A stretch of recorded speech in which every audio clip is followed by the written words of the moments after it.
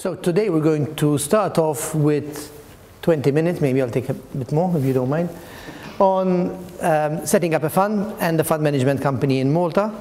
And naturally, there are so many different permutations that in 20-25 minutes I can't really possibly cover them all. So I will be talking about the more popular ones. So the more popular structures. So we'll start off with the setting up of a professional investor fund in Malta and the different structures that we may opt for, as well as we'll be talking both on the position today, as well as on the position post the 22nd of June of next year, once the AIFMD comes in, and naturally we would need to structure the funds in compliance with the new directive. We'll also be talking about setting up a UCITS 4 fund in Malta and the typical structures that you would typically go for when you're doing that. And then we'll be covering the application process insofar as a collective investment scheme is concerned. Then we're going to shift to the more conventional structures in terms of setting up a fund management operation in Malta.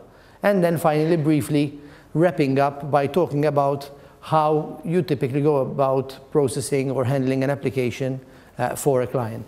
And then we'll have some final concluding remarks. So this is the conventional PIF structure today.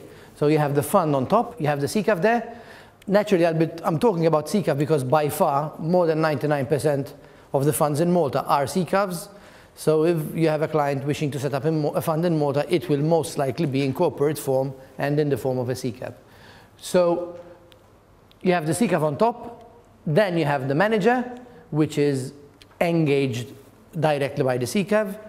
In the case of a PIF, the manager must be based and regulated in a reputable jurisdiction, the reputable jurisdiction being a country which is a member of the EU or a member of the, say, IOSCO multilateral MOU or any bilateral or multilateral MOU in respect of which the MFSA is a member. So the manager must be regulated. The custodian or prime broker, which again is engaged by the fund, and to date, most of our PIF structures have prime brokers. Some have custodians, the more conventional ones, but by far today we have the prime broker which fulfills both the custody function as well as the other functions more akin to a prime broker like funding, leverage, acting as a counterparty to OTC derivatives and stuff like that. The custody side is something which will surely have to change post the AIFMD, in the sense that all PIFs will have to, first of all, let's start off with PIFs being managed by European managers, will surely have to engage a European-based custodian. And they will only be able to engage one main custodian, responsible for safekeeping all the assets. Insofar as the custodian is also the prime broker, then there are detailed rules in the AIFMD which must be respected in terms of making sure that the prime broker / custodian has split the custody side of the business from the prime brokerage side of the business, and that these two functions report independently all the way up to the board of the entity, of the custodian or prime broker.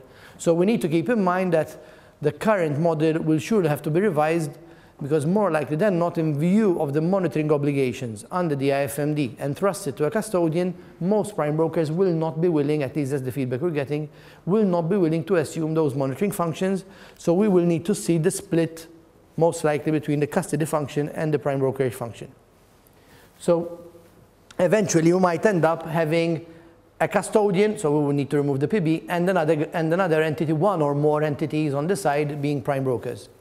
Again, the prime brokers do not need to be in the EU. There are no specific rules talking about prime brokers, in the sense that it is the entity entrusted with the safekeeping and monitoring which has to be in the EU when we have an EU-based manager being our client, the manager being obviously the proposed manager of the PIF.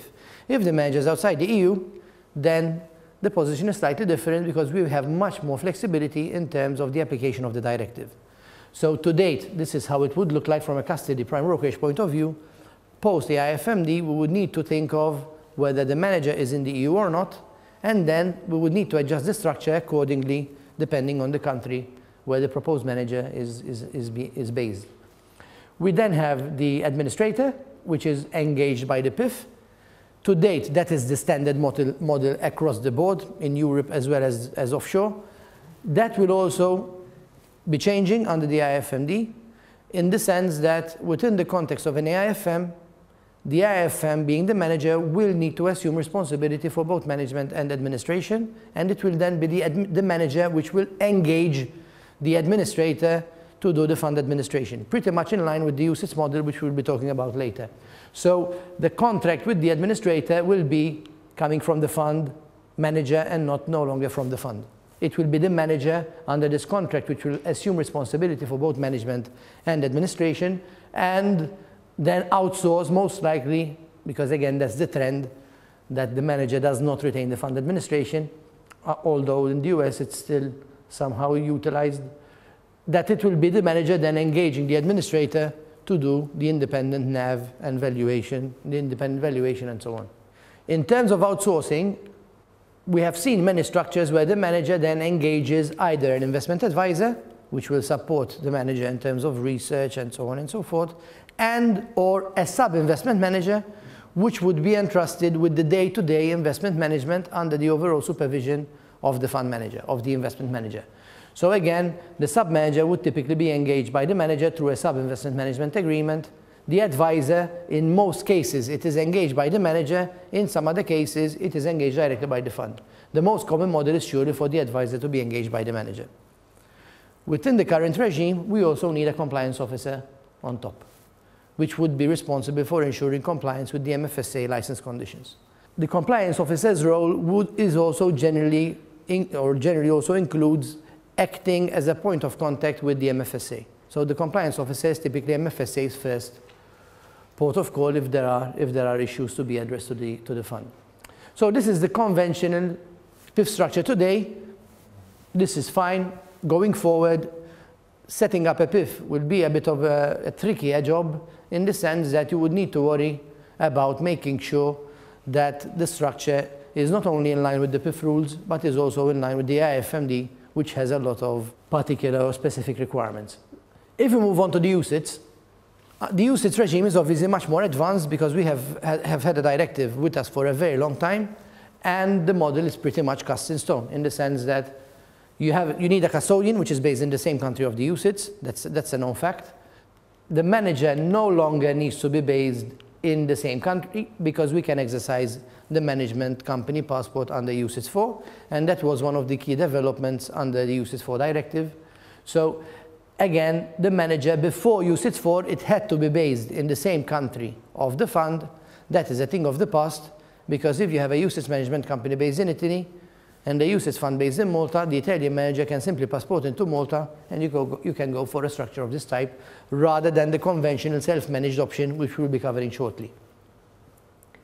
Under the UCITS directive, it is very clear that the manager is responsible for three functions, being management, marketing, and administration. If you look at the schedule to the UCITS 4 directive, the schedule clearly defines management as covering investment management, fund administration, and marketing. So the management agreement between the manager and the UCITS would need to surely cater for those three functions. It is again very common for the UCITS manager to outsource the fund administration function through an administration agreement with the administrator. And under that administration agreement, the administrator would be responsible for the valuation of the assets of the UCITS, processing of subscriptions, carrying out reconciliations, always under the overall supervision of the investment manager.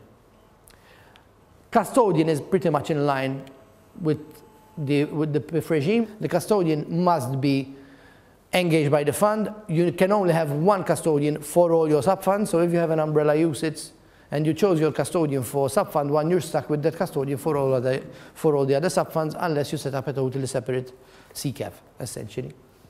And the custodian must be entrusted with all the assets of the fund.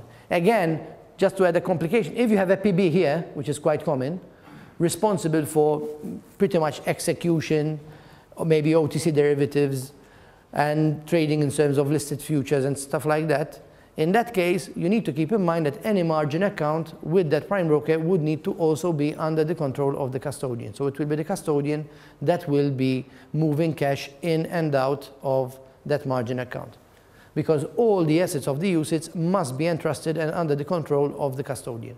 Finally, we need a compliance officer, which is the entity on top, responsible for ensuring compliance with the rules of the MFSA. Again, in practice, the compliance officer would pretty much place a lot of reliance over the compliance function within the manager.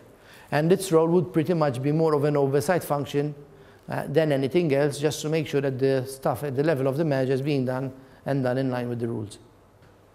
So this is the conventional use structure.